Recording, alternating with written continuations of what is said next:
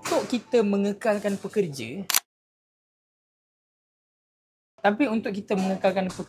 kita kena at least sebenarnya kita kena buat pekerja ni rasa macam ni. Bekerja di sini pun dah menjadi satu kebahagiaan. Dia contoh macam kes Khairul Aming lah. Orang tanya dia ada kerja kosong ke tak, dia kata bukannya dia tak cari orang, tapi orang-orang yang dah bekerja dengan dia tak ramai yang berhenti. Turnover rate dia rendah. Setakat yang kita nampak lah, apa yang kita nampak, experience bekerja dengan dia best in term of benefit yang dia bagi, macam mana dia jaga pekerja dia, sistematik yang dia buat. Dia pun engineer, macam mana bersistem dia punya bisnes dia buat. Itu adalah faktor-faktor yang leads kepada work satisfaction. Cuma kebanyakan bisnes kecil, SME, mereka hanya fokus kepada mencapai goal company. Company nak buat sale berapa banyak, mampu apa jadi kat pekerja ni pun, tapi yang penting goal tercapai. Dapat award, dia berbangga. Pekerja dapat apa? Tak ada benda. Selfish. Banyak memikirkan benefit kepada company berbanding apa benefit kepada pekerja.